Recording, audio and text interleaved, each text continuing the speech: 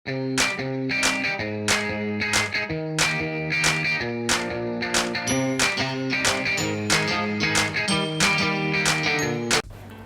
ചങ്കളെ, എല്ലാവർക്കും മർഫിൻ ബ്ലോഗിൻ്റെ പുതിയൊരു വീഡിയോയിലേക്ക് സ്വാഗതം.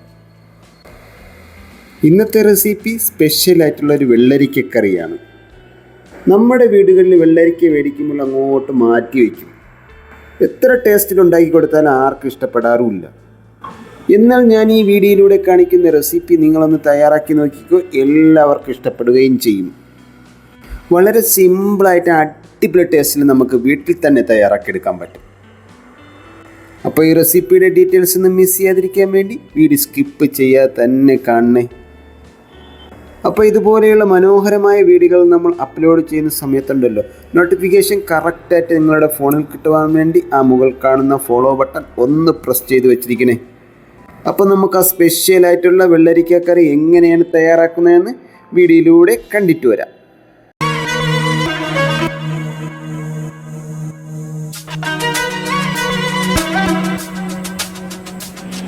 ഒരേ സമയം അത്യാവശ്യം 5 പേർക്ക് കഴിക്കാവുന്ന 2 മീഡിയം സൈസ് വെള്ളരിക്കയാണ് കറിക്ക് ആവശ്യമായി ഞാനിവിടെ എടുത്തിരിക്കുന്നത്.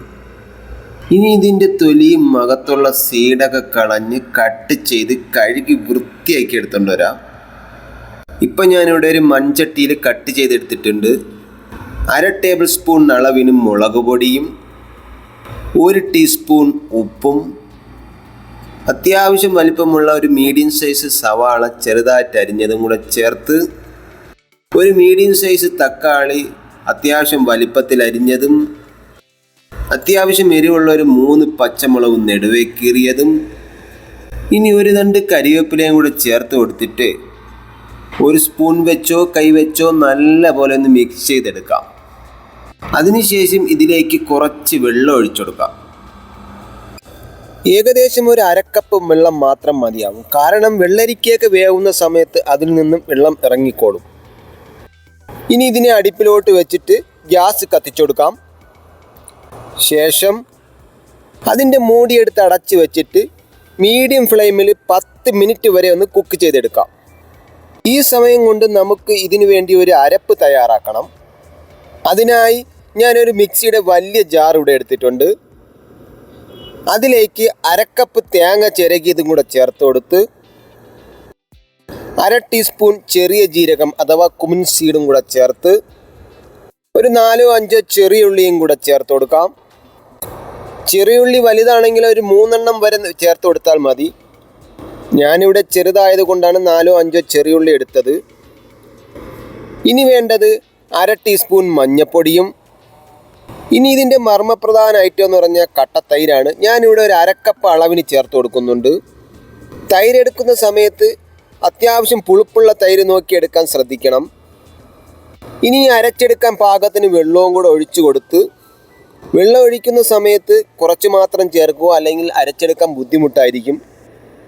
ഇനി നല്ല ഫൈൻ പേസ്റ്റിനായിട്ട് അരച്ചെടുക്കാം. ഇപ്പോൾ ഇവിടെ ഇതാ നല്ല പോലെ അരച്ചെടുത്തിട്ടുണ്ട്. ഇനി അതങ്ങോട്ട് മാറ്റി വയ്ക്കാം. ഇനി ആ സമയം കൊണ്ട് നമുക്ക് വെള്ളരിക്കയൊക്കെ വെന്തൊന്ന് നോക്കാം. ഇപ്പോൾ ഇവിടെ വെള്ളരിക്കയൊക്കെ വെന്തിട്ടുണ്ട്. വെള്ളരിക്കയിൽ നിന്ന് വെള്ളമൊക്കെ ഇറങ്ങി കറക്റ്റായിട്ട് കിട്ടിയിട്ടുണ്ട്. ഇനി നമ്മൾ നേരത്തെ അരച്ചു വച്ചിരിക്കുന്ന തേങ്ങ അങ്ങോട്ട് ചേർത്ത് കൊടുക്കാം.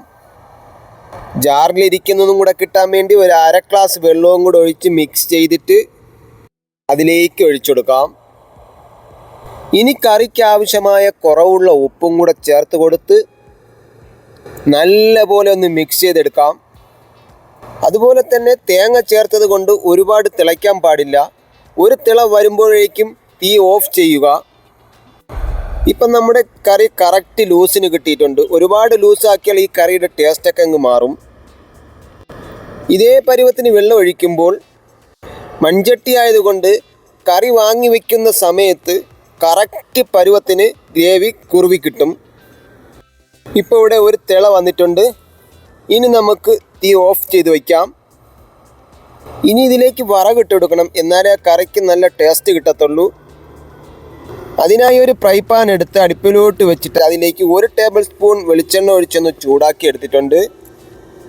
എണ്ണ നല്ലപോലെ ചൂടായി വരുമ്പോൾ മാത്രം 1 ടീസ്പൂൺ കടുകിട്ടൊന്ന് പൊട്ടിച്ചെടുക്കുക. കടുക് പൊട്ടി വരുമ്പോൾ തന്നെ അതിലേക്ക് 1/4 ടീസ്പൂൺ ഉലുവ ചേർത്ത് കൊടുക്കുക. ഉലുവ ചേർക്കാൻ ഇഷ്ടമില്ലാത്തവർക്ക് അത് സ്കിപ്പ് ചെയ്യാം. ഉലുവ ചെറിയ രീതിയിൽ ചുമന്ന് വരുന്ന സമയത്ത് 3-4 വറ്റൽമുളക് നെടുവേ മുറിച്ചതും കൂടെ ചേർത്ത് കൊടുക്കുക.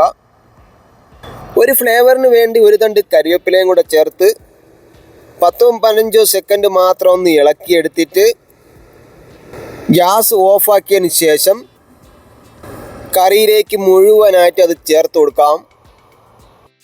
വറവ് കറിയിലേക്ക് ചേർത്ത ഉടനെ തന്നെ ഒരു അടപ്പെടുത്ത് അടയ്ക്കുക. കാരണം ആ വറവിൻ്റെ ഫ്ലേവറൊക്കെ കറിയിൽ പിടിക്കാൻ വേണ്ടിയാണ് ഇങ്ങനെ ചെയ്യുന്നത്. 5 മിനിറ്റ് കഴിഞ്ഞ് അതൊന്ന് ചൂടോടെ ഒന്ന് സെർവ് ചെയ്യാം. ഇപ്പോൾ ഇവിടെ 5 മിനിറ്റ് കഴിഞ്ഞിട്ടുണ്ട്. ഈ അടപ്പൊക്കെ ഒന്ന് തുറന്ന് നോക്കി അത് നല്ല പോലെ ഒന്ന് മിക്സ് ചെയ്തെടുക്കാം. ആദ്യം കറക്റ്റ് പരുവത്തിന് വെള്ളം ഒഴിച്ചപ്പം അത് തണുത്ത് കുറുകി വന്ന സമയത്ത് കറക്റ്റ് പരുവത്തിന് നമുക്ക് ഗ്രേവി കിട്ടിയിട്ടുണ്ട്. അപ്പോൾ ഇവിടെ നമ്മുടെ സ്പെഷ്യലായിട്ടുള്ള വെള്ളരിക്കക്കറി ഇവിടെ റെഡിയായി കിട്ടിയിട്ടുണ്ട്. കാണാനെന്ത് മനോഹരം നോക്കിയേ. കാണാൻ മാത്രമല്ല കഴിക്കാനും അടിപൊളി ടേസ്റ്റാണ്. ഒരു തവണ നിങ്ങൾ ഇതൊന്ന് ട്രൈ ചെയ്ത് നോക്കേണ്ട ഒരു കറി തന്നെയാണ്.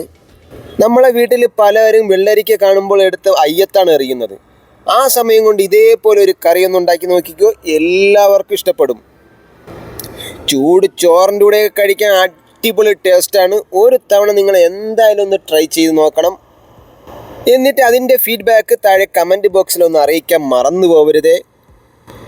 അപ്പോൾ ഇതുപോലെയുള്ള ടേസ്റ്റിയും ഈസിയുമായ റെസിപ്പികൾ ഇഷ്ടമായാൽ താഴെ കാണുന്ന ലൈക്ക് ബട്ടൺ ഒന്നടിച്ചേക്കണേ.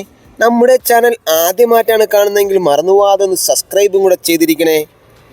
എൻ്റെ ഈ വീഡിയോ ഫേസ്ബുക്കിലാണ് കാണുന്നതെങ്കിൽ മെഹ്സാൻ ബ്ലോഗ് പേജ് ഒന്ന് ഫോളോ ചെയ്തിരിക്കണേ. അപ്പോൾ ഇതിലും നല്ല കിടുക്കാച്ചി വീഡിയോയുമായി അടുത്ത ദിവസം കണ്ടുമുട്ടുന്നത് വരെ നിങ്ങളുടെ സ്വന്തം മാഫിൻ. Bye bye.